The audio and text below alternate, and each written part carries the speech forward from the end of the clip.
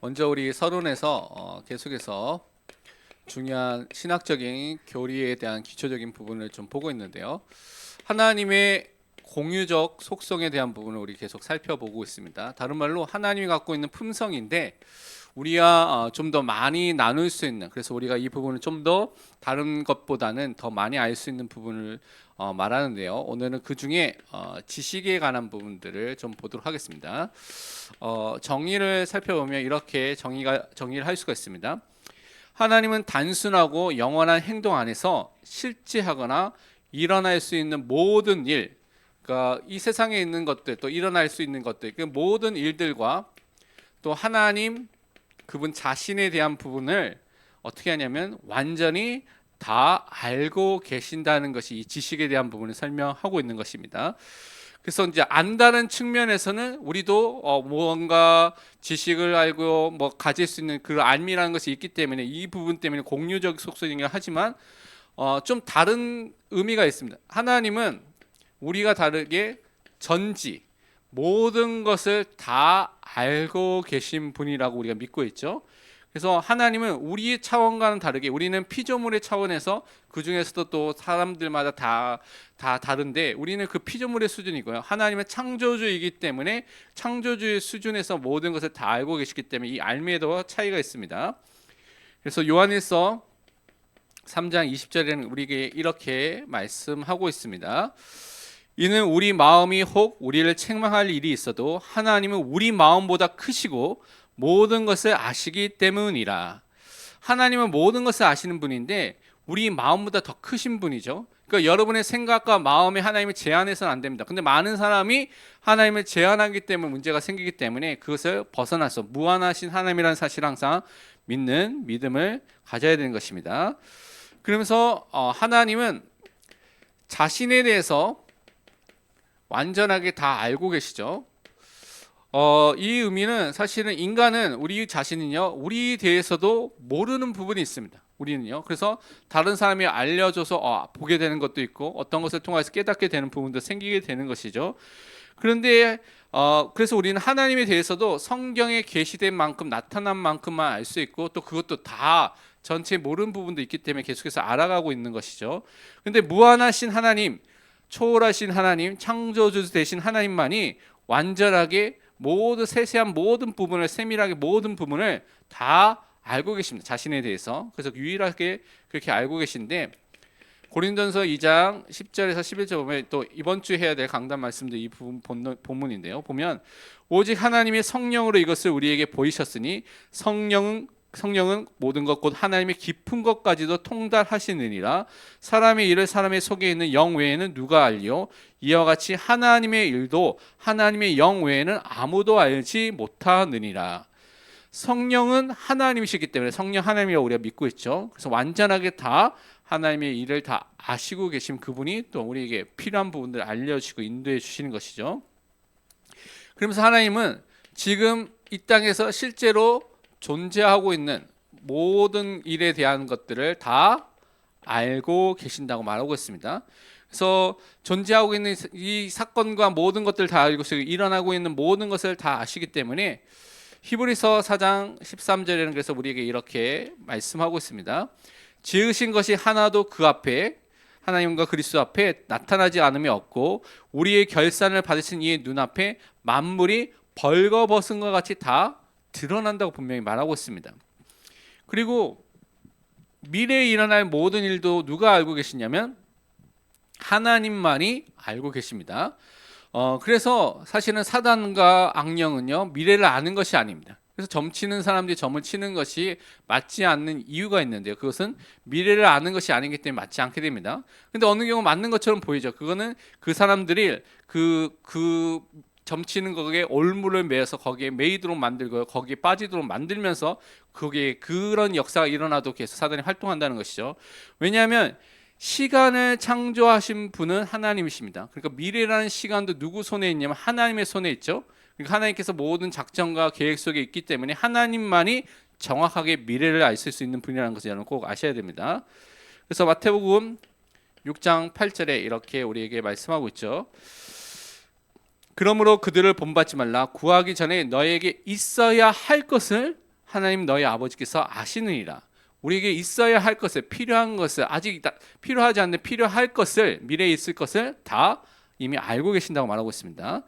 그리고 우리의 행동, 우리의 생각도 다 하나님께서 알고 계신다고 분명히 말하고 있습니다. 우리가 잘 아는 시편 139편이 이 부분을 잘 설명하고 있죠. 그 중에 1절, 2절을 보면 이렇게 설명하고 있습니다. 여호와여 주께서 나를 살펴보셨으므로 나를 아시나이다. 주께서 내가 앉고 일어섬을 아시고 멀리서도 나의 생각을 밝히 아시오며. 하나님께서 여러분의 행동, 여러분의 생각도 이미 다 알고 계신다는 것이죠. 그리고 우리가 해야 될 말에 대한 것도, 또 우리가 이미 태어나기 전부터 우리에 대한 모든 삶의 모든 미래에 대한 부분들도 다 알고 계십니다. 그것이 시편 139편 4절과 16절에 이렇게 설명하고 있습니다. 살펴보면 여호와여 내 혀의 말을 알지 못하시는 것이 하나도 없으시니이다. 우리 말을 다 알고 계신다고 하죠. 16절에 보면 내 형질이 이루어지기 전에, 내가 만들어지기 전에 주의 눈이 보셨으며 나를 위하여 정한 날이 하루도 되기 전에 주의 척이 다 기록이 되었나이다. 하나님의 영원하신 계획 속에서 우리가 태어나기 전부터 모든 것을 아시고 또한 작정을 세우시고 계획을 세우셨죠. 그래서 하나님이 하시는 일, 모든 것 속에 하나님의 뜻과 계획이 이루어지도록 우리 삶 속에 역사하신다는 것을 우리는 믿을 필요가 있습니다. 그것을 통해 인도하신 것이기 때문에 그렇습니다. 그리고 하나님은 일어날 수 있는 모든 것, 그것을 다 아시고 또 그것에 대한 분명한 계획을 갖고 계신 것을 말하고 있는 것이죠. 그래서 항상 모든 것에 대해서 즉시로 완전하게 다 알 수 있는 유일한 분이 누구냐? 우리가 믿고 있는 창조주 하나님이십니다. 그래서 처음부터 끝까지 완벽하게 모든 것을 알 수 있는 유일한 분이 누구냐? 우리가 믿고 있는 창조주 하나님이십니다. 또 영원부터 하나님이 일어나실 것, 앞으로 해야 될 것, 모든 일들에 대한 하실 일들에 대한 것을 이미 다 알고 계십니다. 그분이 창조주고 전능자고 또 초월하신 하나님이기 때문에 그것을 다 알고 계신 것이죠. 그래서 우리는 이 전지하신 모든 것을 알고 계신 그 하나님 앞에 속일 필요가 없습니다. 그래서 저 있는 모습 그대로 하나님께 나아가는 것이 너무나 중요한 것이죠. 그러면 62문에서 하이델베르크 문답에서 이렇게 물어보고 있습니다. 왜 우리가 행한 선행은 하나님 앞에서 우리의 의가 될 수 없으며 의의 한 부분이라도 될 수가 없습니까? 라고 말하고 있습니다. 많은 사람이 생각하기를 내가 선행을 하면 좋은 응답을 받고 또 그것이 우리의 의가 될 수 있지 않느냐 라고 말하는데, 이 의가 되지 않는다고 말하고 있습니다. 그 이유가 뭐냐라고 오늘 물어보고 있습니다. 우선 답을 보면 이렇게 증거하고 있습니다. 하나님의 심판 앞에 설 수 있는 의는 절대적으로 완전해야 하며 하나님의 율법의 모든 면에서 완전히 일치해야 합니다 라고 말하고 있습니다. 하나님이 인정하시는 의가 되려고 하려면 모든 면에서 완전한 의가 되어야 되는 것이고, 그리고 이 완전히 어떤 거가 만져야 되냐면 하나님께서 성경에서 말한, 율법에서 말한 모든 것과 다 일치돼서 하나도 어긋남이 없어야지만 그것이 하나님 앞에 내세울 수 있는 의가 된다고 말하는 것이죠. 그런데 우리가 이 땅에서 행하는 의는 어떤 의입니까? 이 세상에 여러분이 최고의 행위, 사람들 다 인정하고 최고다라고 여러분에게 막 칭찬하는 의를 했더라도 이것은 하나님이 보시기에 완전하지 않고 뭐합니까? 불완전한 의가 되는 것이고요. 그리고 우리가 어떤 상태에 있습니까? 인간은 태어나자마자 죄가 있기 때문에 우리 지정이, 육체의 마음, 모든 영혼이 죄로 인해서 오염되고 부패되어 있죠. 그래서 우리가 하는 이 행동도 죄로 인한 오염 속에 있는 행동이라고 성경 말하고 있기 때문에 이것을 갖고 하나님의 기준과 하나님 앞에 내세울 것이 하나도 없다고 말하고 있습니다. 그래서 성경은 로마서 3장 20절은 그래서 이렇게 우리에게 말씀하고 있죠. 그러므로 율법의 행위로 그의 앞에 의롭다 하심을 얻을 육체가 없나니 율법으로는 죄를 깨달음이나. 그러니까 우리가 율법을 다 완벽하게 다 지켜서 하나님 앞에 의롭다고 내세울 수가 없다는 것이죠. 율법을 주신 이유는 죄를 깨닫고 그것을 통해서 그리스도를 붙잡고 그리스도를 믿도록 우리를 인도하기 위해서 또 주신 그 용도 중에 하나가 그 부분이라는 것이죠. 그러면서 갈라디아서 3장 10절은 또 우리에게 이렇게 증거하고 있습니다. 무릇 율법 행위에 속한 자들은 저주 아래에 있나니 기록된 바 누구든지 율법책에 기록된 대로 모든 일을 항상 행하지 아니하는 자는 저주 아래에 있는 자라 하였습니다. 율법을 지키려면요, 율법책에 기록된 모든 것을 항상 행해야 됩니다. 하나라도 어기면 다 어기게 된 것이죠. 그러니까 율법의 모든 일을 항상 행할 수 있느냐? 없다는 것이죠. 그렇기 때문에 우리는 율법의 저주 아래 있을 수밖에 없다는 것이죠. 그런데 예수님이 이 율법의 저주를 다 우리 대신에 십자가에서 다 담당해 주신 것입니다. 그러면서 우리는 이사야서 64장 6절, 우리 잘 아는 말씀입니다. 이 말씀을 통해서 확인해 볼 수가 있습니다. 무릇 우리는 다 부정한 자 같아서 우리의 의는 다 더러운 옷 같으며 우리는 다 잎사귀 같이 시들므로 우리의 죄악이 바람같이 우리를 몰아가나이다. 우리는 죄로 인하여 부패하고 오염된 부정한 자이죠. 그래서 우리의 의는 사실 하나님이 보시기에는 더러운 옷과 같습니다. 그 기준을 갈 수 없는 불완전하고 오염되어 있다는 것이죠. 그래서 하나님께 내세울 수가 없기 때문에 우리가 행한 선행이 하나님 앞에 의의가 될 수 없다는 것이죠. 그런데 63문에서는 그래서 곧바로 또 이렇게 질문하고 있습니다. 하나님께서 우리의 선행에 대해서 이 세상과 오는 세상 천국에서 상을 주시겠다고 약속하셨는데도 불구하고 우리의 선행은 아무 공로가 없다고 말할 수 있습니까?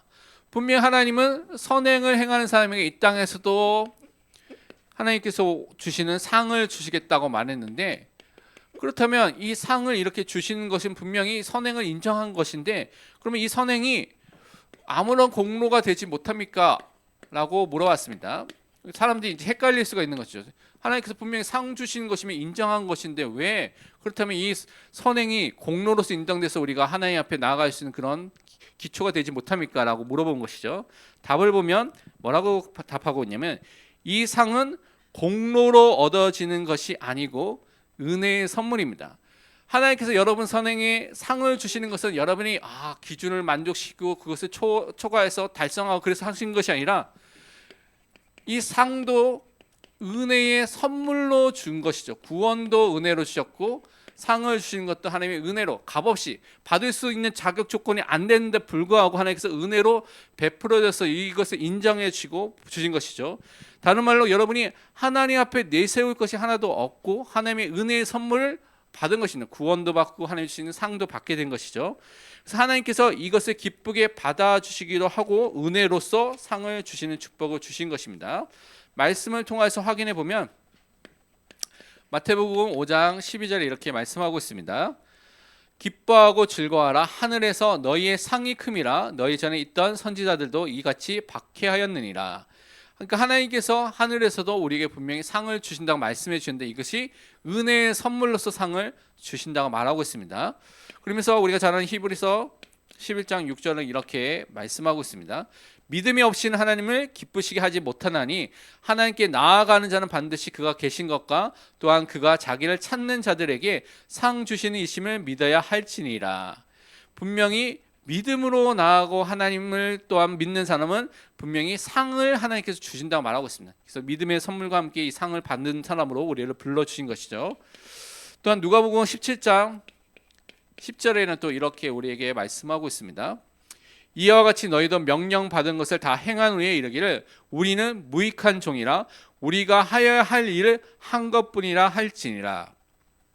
우리는요 사실은 내세울 것이 하나도 없습니다. 무익한 종이죠. 그러니까 하나님께서 우리에게 은혜를 주셨고 우리가 이 일을 감당할 수 있는 축복 속에 불러주셨기 때문에 우리가 마땅히 해야 할 일을 한 것뿐이지 이것이 하나님께 뭐 공로가 된거나 하나님의 수준의 뭐 기준에 도달해서 하나님께서 그것을 너 패스했어 해서 상을 주시는 그런 것이 아니라고 말하고 있는 것입니다.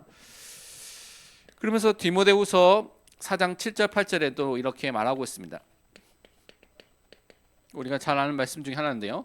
나는 선한 싸움을 싸우고 나의 달려갈 길을 마치고 믿음을 지켰으니, 이제 바울이 거의 마지막에 이제 자기 생애를 거의 마무리하면서 사역을 마무리하면서 이렇게 쓴 겁니다.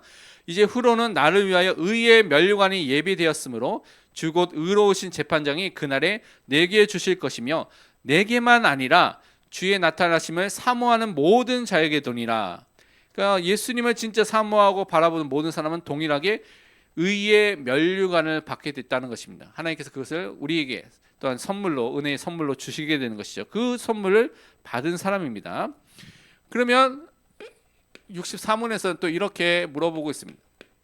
만약에 이렇게 선행이 공로도 안 되고 은혜의 열매라고 말하고 그리고 선물이라고 말하면 이렇게 가르친다면 사람들이 무관심하게 되고 그것을 넘어서서 이제는 악하게 이런 것에 전혀 상관없이 살니까 악하게 만드는 것이 아닙니까? 라고 말하고 있습니다. 물어보고 있죠. 그 답을 보면 또 답이 중요하죠. 뭐라고 하면 그렇지 않습니다라고 말하고 있죠. 왜냐하면 참 믿음으로 그리스도께 접붙여져 있는 사람들은 우리가 참된 믿음을 갖고 있으면 여러분이 구원을 받은 사람, 그리스도와 연합된 사람, 접붙여 있다는 것은 연합되어 있다는 것이죠. 그리스도 안에 있는 사람이 됐다는 겁니다. 구원을 받은 사람이 있다는 겁니다. 그러면서 그 사람들 뭘 합니까? 감사의 열매를 맺지 않는 것은 불가능합니다. 여러분이 진짜 그리스도 안에 있으면 하나님이 주시는 감사의 열매, 선행의 열매라는 하나님께서 인정해 주시는 그것을 맺을 수밖에 없는 열매가 결과와 삶이 나타나게 된다는 것이죠. 그것을 성경에서 계속 말하고 있습니다. 그래서 누가복음 6장 43절에서 45절은 분명히 우리에게 이렇게 말씀하고 있죠. 못된 열매 맺는 좋은 나무가 없고 또 좋은 열매 맺는 못된 나무도 없느니라. 나무는 각각 그 열매로 아나니 가시나무에서 무화과를 또 찔레에서 포도를 따지 못하느니라. 농사 지은 분은 알겠죠? 내가 상추를 심었는데 여기서 호박을 기대하면 안 되죠. 그렇죠? 분명히 심은 대로 걷게 되는데 뭐라고 하는 45절은 선한 사람은 마음에 쌓은 선에서 선을 내고 악한 자는 그 쌓은 악에서 악을 내나니 이는 마음에 가득한 것을 입으로 말함이나. 결국 우리는요 열매 맺는 삶을 살게 됩니다. 불신자든 신자든. 근데 무엇을 심었는지에 따라서 그 열매를 거두게 된다는 거 분명히 말하고 있는 것이죠. 그래서 우리는 하나님이 원하시는 선한 열매를 맺는 이유는 그리스도와 연합되어 있기 때문에, 참 믿음 속에 있기 때문에, 그래서 그 열매를 맺는 삶을 살게 된다는 것입니다. 그래서 요한복음 15장 5절에서 그래서 이렇게 이 부분을 예수님께서 말씀하셨죠. 나는 포도나무요 너희는 가지라. 그가 내 안에 내가 그 안에. 다른 말로 예수 그리스도와 연합되고 그리스도 안에 있는 구원받은 사람이 됐다면 사람이 열매를 많이 맺나니 나를 떠나서는 너희가 아무것도 할 수 없습니다. 여러분이 그리스도 안에 구원받은 사람이 된다면요 열매를 많이 맺는 삶을 하나님께서 주신다고 분명히 약속해 주셨습니다. 왜냐하면 그리스도 안에 있기 때문에, 그리스도 연합됐기 때문에, 구원을 받았기 때문에 그 축복을 주시는 것이죠. 그래서 그 은혜를 항상 누려야 될 줄 믿습니다. 구역공과 3가를 보면 제목이 한 남자와 한 여자라고 되어 있죠. 한 남자와 한 여자. 다른 제목으로 한다면 하나님께서 원하는 성경적 결혼, 성경적 부부라고 살펴볼 수가 있습니다. 그래서 하나님께서 기뻐하시는 것이 무엇인가라는 것을 볼 필요가 있는데, 우선 남자와 여자가 모두 어떻게 됐습니까? 하나님의 형상으로 원래 창조됐습니다. 그렇죠? 이 의미는 남자 여자 모두가 동등한 가치를 가지고요, 동등한 의미를 하나님 앞에 부여받았고요, 동등한 하나님께 예배드리면서 선지자 제사장 왕적인 사명을 가진 그 능력을 가진 사람을 원래 동등하게 만들었다는 것입니다. 그래서 서로 돕는 헬퍼로서 서로를 돕고 세워서 가정을 이루어서 세워나가는 응답을 주신 것이죠. 그래서 남자는 남편으로, 여자는 아내로 결혼 관계를 통해서 가정을 이루도록, 그래서 하나님께서 최초로 세워주신 것이 무엇이냐? 가정이라는 제도, 부부라는 제도를 통하여서 하나님께 예배드리며 하나님께 섬길 수 있는 축복을 주신 것입니다. 그래서 이 안에 살도록 하는 게 창조 원리죠. 그래서 가정을 통해서 그리스도의 사랑이 무엇인지, 그리스도 안에서 헌신하고 섬기는 것이 무엇인지를 우리에게 알려주고, 결국 하나님께 영광 돌리는 예배하는 그것을 통해 믿음의 사람으로 세울 수 있는 가장 중요한, 가장 작은 단위가 뭐냐? 가정이란 공동체를 우리에게 주신 것입니다. 그래서 가정을 통해서 하나님의 계획과 은혜와 말씀을 붙잡는 것이 너무나 중요한데, 보면 가정을 이루기 위해서는 사실은 부모님을 떠나서 이제 부부가 하나가 되는 부부 공동체를 이루도록 부르심을 받은 것입니다. 그래서 새로운 시작을 하도록 하나님께서 그 은혜를 주신 것이라 볼 수가 있죠. 그렇기 때문에 부모님 아래 원래 있던 그 남자와 여자가 이제는 가족 공동체를 떠나서 새로운 부부 공동체로, 그래서 새로운 공동체를 이루도록 부부로서 부르심을 받도록 한 것이죠. 그렇기 때문에 새로운 가정을 이루고 하나님 앞에 설 수 있도록 하기 위해서 그 전에 있었던 모든 관계라든가 정체성과 삶의 방식을 떠나라고 말하고 있는 것입니다. 그래서 새롭게 하나님 앞에 서서 이제 하나님이 원하시는 대로 인도함을 받기 위해서 이제 가정을 이뤄서 이 축복을 우리에게 주신 것이죠.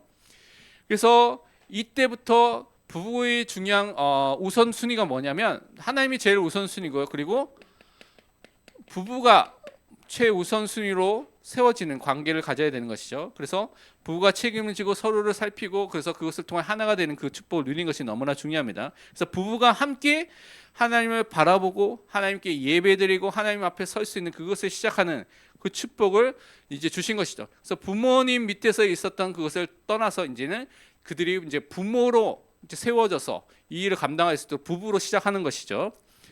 그래서 무엇이 중요하냐면 하나님과 함께하는 축복을 가지고 이 부부가 함께 연합이 되는 그 축복 속에 들어가는 것이 너무나 중요합니다. 그래서 한 남자와 한 여자가 결혼하는 것이 중요하죠. 오늘날에는 이제 이 문제 때문에 이제 미국의 많은 이제 교단들이 이 문제 때문에 갈라지고요, 막 그렇게 됐거든요. 동성애 결혼을 인정하느냐, 반대하느냐에 따라서 작년 같은 경우 몇 년 동안 메소디스트 그 감리교에서 그것을 인정하는 사람과 반대하는 사람이 이제 갈라져서 교단이 나눠지기 시작했거든요. 그런 일들이 지금 일어나는데 우리는 성경에 있는 것처럼 한 남자와 한 여자가 결혼하는 것을 우리는 인정하는 것이죠. 근데 앞으로 사회는 점점 갈수록 이제 동성 결혼도 한국에서 아마 인정이 될 날이 오게 될 겁니다. 그렇죠? 언젠간 인정이 될 텐데 그런 날이 오게 될 텐데 우리는 항상 성경적인 결혼에 대한 부분을 후대에 바르게 가르쳐줘야죠. 그래서 일부 일처를 통해서 남자와 여자가 서로 독점적으로 유일하고 영원한 부부 관계를 통해서 연합되도록 그 하나님께서 사랑의 관계로서 하나가 되도록 하신 하나님께 직접 제정해 주신 것이죠. 그렇기 때문에 마태복음 19장 16절에 이렇게 우리에게 말씀해 주셨습니다. 그런즉 이제 둘이 아니요 한 몸이니 그러므로 하나님이 짝지어 주신 것을 사람이 나누지 못할지니라.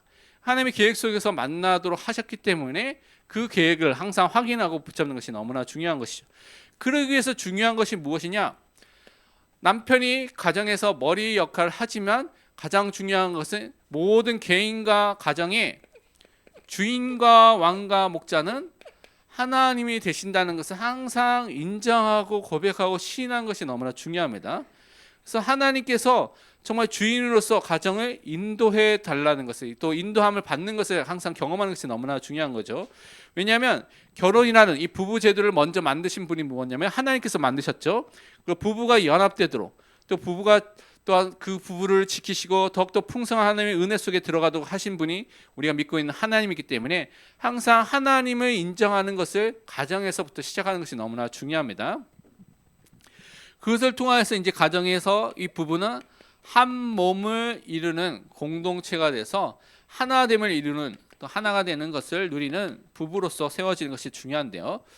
이것은 여러분이 어떤 신학자들은 어느 정도까지 말하냐면 삼위일체 하나님께서 서로 사랑과 섬김의 풍성한 은혜의 공동체인데 이것을 어떻게 인간이 누리게 하느냐 그 중에 하나가 이 부부를 통하여서 삼위일체 안에 있는 사랑과 섬김의 공동체의 그것을 일부분 맛보도록 하셨다라고까지 말하기도 합니다. 그 정도로 이렇게 부부가 너무나 중요한데 이것은 그냥 육체적으로 하나 되는 것을 넘어서서 우리가 생각하는 생각이라든가 사상이라든가 가치관이라든가 모든 감정이라든가 모든 것들이 하나가 되도록 그래서 서로 그것을 맞춰가는 시간표를 갖게 되는 것이죠. 그래서 서로를 존중해 주면서 대화하고 나누고 돌보면서 서로 섬기는 것을 통하여서 하나의 인격체로 또 하나의 부부 공동체로 세워져 나가는 것을 또한 필요하게 그렇게 주신 것입니다.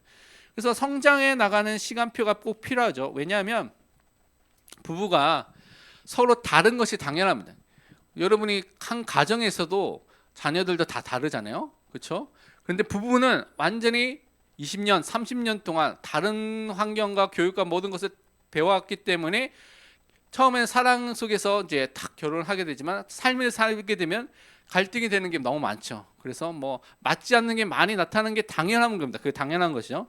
그렇기 때문에 그것을 하나가 되도록 서로 배려하고 세워져 나가는 과정을 배우는 것이 이 부부를 통하여서 하나님께 주신 은혜인 것입니다. 그래서 나를 헌신하고 또 나를 복종시키고 그것을 통해서 하나님의 뜻을 찾는 그것을 또한 이 가정을 통해서 배우도록 하신 것이죠. 그래서 그 은혜를 항상 확인해야 되는 것입니다.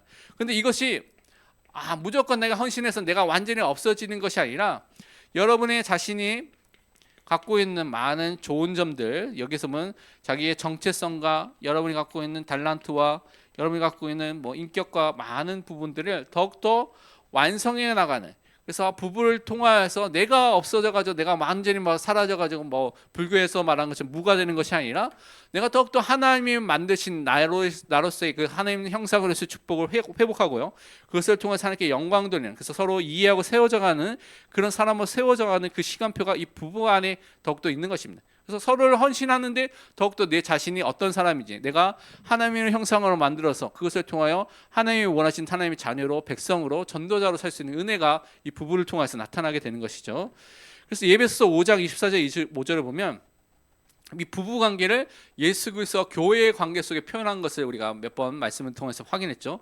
예수 그리스도가 교회를 위해서 자기 생명을 주신 것 같이 살아가는 관계가 되는 것이고요, 교회가 그리스도께 복종하듯이 순종하는 관계로 우리를 부르셨다고 말하고 있습니다. 그래서 부부를 통해서 하나님은요, 이것을 통해서 단지 서로 사랑하는 것으로 끝나는 것이 아니라 그리스도를 알고요, 교회를 알도록 하시고요, 그것을 또한 믿도록 하시고 알도록 하시고, 그래서 하나님을 알고 믿고 영광을 돌리도록 하는 축복을 허락해 주신 것입니다. 그래서 부부와 가정이 최고로 예수 그리스도의 복음을 사실적으로 실제적으로 확인하고 적용할 수 있는 공동체입니다. 나 혼자서 복음화됐다고 생각할 수가 있는데 사실은 그 복음화된 것을 확인할 수 있는 것이, 내가 복음을 누리고 복음 속에 있다는 것을 확인할 수 있는 것이 다른 사람의 관계인데요, 특별히 타인과의 관계는 우리가 어느 정도 예의도 지키고 뭐도 하기 때문에 여러분 잘 이렇게 복음을 누리는 것처럼 착각할 수가 있습니다. 근데 가정은 여러분이 가장 친밀하게 매일매일 부딪혀야 되잖아요. 그러니까 여러분 자신이 안 되는 것들, 내가 복음으로서 못 누린 것들 너무나 많이 발견하게 되면서 더욱더 하나님께 겸손히 들어가게 되고요, 이 복음을, 나의 복음을 누릴 수 있는 응답을 하나님께서 주시는 것입니다. 그래서 가정을 통해서, 또 특히 부부, 남편과 아내의 관계를 통해서 이 축복을 누리는 믿음의 사람으로서 되기를 축원드립니다.